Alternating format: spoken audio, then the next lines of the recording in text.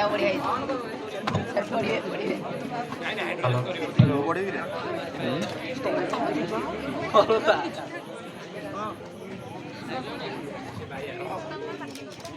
ପଢିବ ତୁମେ ପଢିବ କୋଉଠି ପଢିବ କେମିତି ପଢିବ କାହିଁକି ପଢିବ ଏଇ ତ ଆରମ୍ଭ ଏବେ।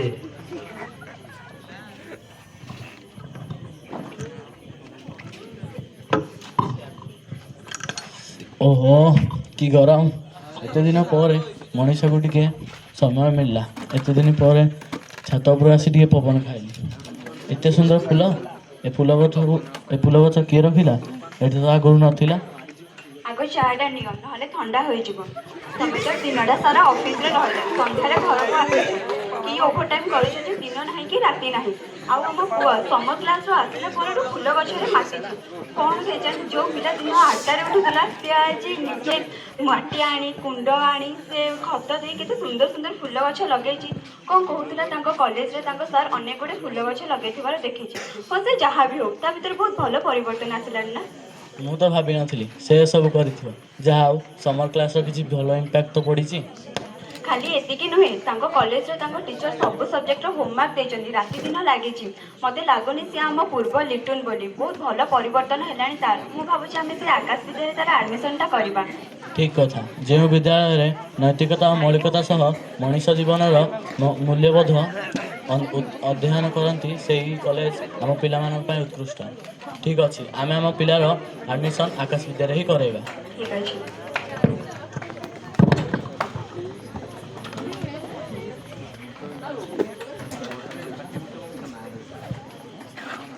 ପଢିବ କିଏ ପଢିବ କୋଉଠି ପଢିବ କାହିଁକି ପଢିବ କେମିତି ପଢିବ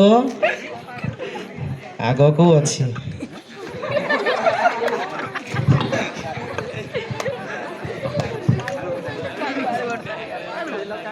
লিটুন লিটুন লিটুন আন্টি লিটুন ঘরে ନାହିଁ କି? ମୁଁ ଆଉ ଏଲିନା ଖୋଜି ଖୋଜି ଆସିଲୁ, ତାକୁ କୋଉଠି ପାଇଲୁ ନାହିଁ। ମେନ୍ ଡୋରଟା ଭିତରୁ ଦେଇଦେଇଛୁ। ଆରେ ନା ପ୍ରଖର, ଲିଟୁନର କ'ଣ ପ୍ରୋଜେକ୍ଟ ଅଛି ନା ସେ ବାହାରକୁ ଯାଇଛି ପ୍ରୋଜେକ୍ଟ ପେପର ଆଣିବା ପାଇଁ। କୋଉ ପ୍ରୋଜେକ୍ଟ? ତାଙ୍କ କଲେଜରେ କ'ଣ ତା ମେଣ୍ଟର କ'ଣ ଦେଇଛନ୍ତି ହୋମୱାର୍କ ଆଉ ପ୍ରୋଜେକ୍ଟ ୱାର୍କ। ସେଇ ପାଇଁ ସେ ବୋଧେ ବାହାରକୁ ଯାଇଛି ଆଉ।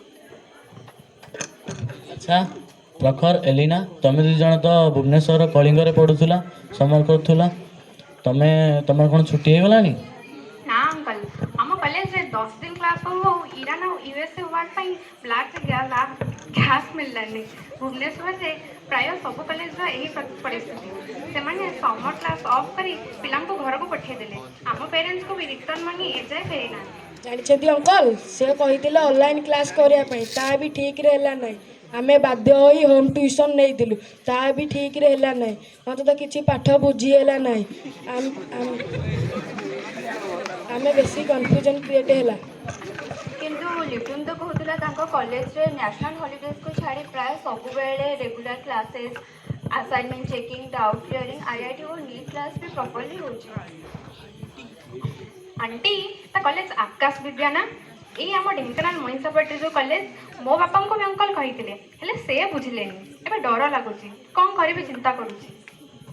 ହଉ ହଉ, ତୁମେ ଅଙ୍କଲଙ୍କ ସହିତ କଥା ହଉଥା। ତଳେ କିଏ ବେଲ୍ ପ୍ରେସ୍ କଲାଣି, ବୋଧେ ଲିଟୁନ ଆସିଗଲାଣି, ମୁଁ ଦେଖିବି।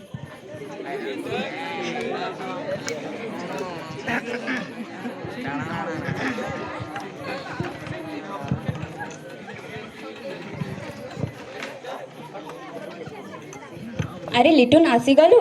ତୋ ସାଙ୍ଗ ପ୍ରଖର ଆଉ ଏଲିନା ଆସିଛନ୍ତି। ଉପରେ ତ ବାବାଙ୍କ ସହ କଥା ହେଉଛନ୍ତି।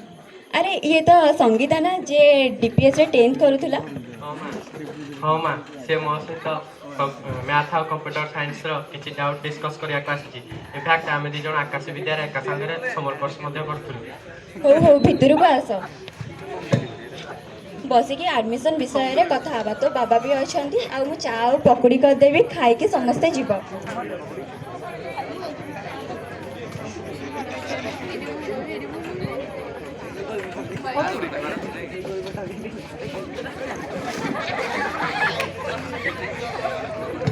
ଆଚ୍ଛା ପିଲାମାନେ, ତୁମେ ସମସ୍ତେ ତୁମର ସମର ଏକ୍ସପିରିଏନ୍ସ ଆଉ ତୁମ କଲେଜ ରିଗାର୍ଡ଼ିଂ କିଛି ପଜିଟିଭ୍ ଫ୍ୟାକ୍ଟସ୍ ମୋତେ କୁହ।